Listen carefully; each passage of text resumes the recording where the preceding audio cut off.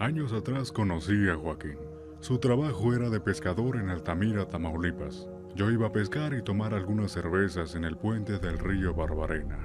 Mientras otros trabajaban, algunos platicábamos acerca de las historias de las personas que habitaban en la región. Joaquín nos contaba muchas historias. Era una persona mayor pero con una gran sabiduría. Era la persona que más historias de miedo conocía. Él nos las contaba mientras tomábamos cerveza. Sus historias comenzaban cuando era joven. En ese entonces, trabajaba con su abuelo en un terreno familiar que tenían cerca del pueblo. Al regresar a casa llevaban leña para cocinar y su abuelo manejaba una camioneta vieja en la cual llevaban la herramienta y la leña. En la caja, por supuesto. Cuando anochecía era cuando regresaban a casa. Ese día, el camino estaba bloqueado por un árbol que se había caído. Para llegar a casa el abuelo decidió tomar otro camino el cual era muy poco transitado y por obvias razones estaba muy abandonado. Antes de entrar en este camino, el abuelo se persinó y empezó a manejar rápido. Joaquín se sacó de onda al ver al abuelo así. Nunca lo había visto comportarse de esa manera, pero él no le tomó tanta importancia porque se iba durmiendo. De un momento a otro, la camioneta se sobresaltó, haciendo que Joaquín se despertara. El abuelo seguía manejando más rápido. Joaquín le preguntaba que qué sucedía y este le contestaba que nada. Solo le decía que se agarrara porque iban a seguir yendo rápido. Entonces Joaquín empezó a sentir una sensación de pesadez y unos escalofríos que le recorrían desde la espalda baja hasta la nuca, sin contar que además se sentía observado, como si alguien lo estuviera mirando.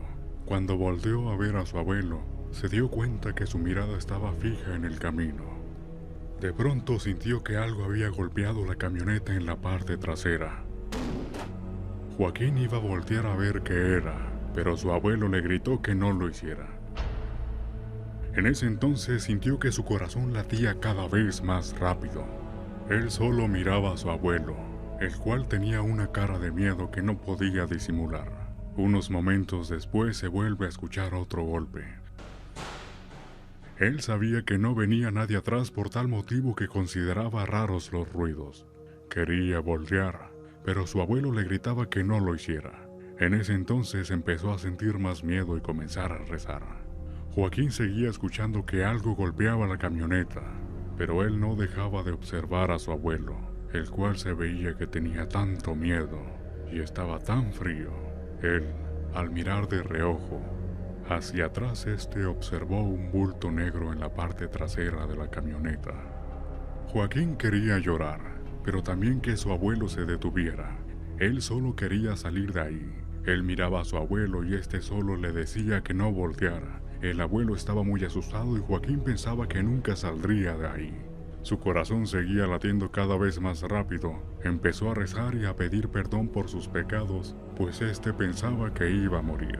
En ese momento sintió que la camioneta iba más lenta. Abriendo los ojos se dio cuenta que ya estaban en el camino principal.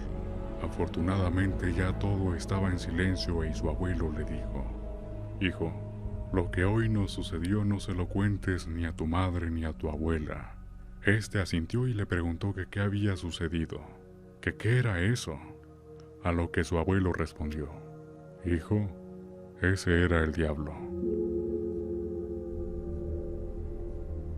Al llegar a casa se dieron cuenta que las herramientas ni la leña estaban, pues con los brincos de la camioneta todo se perdió.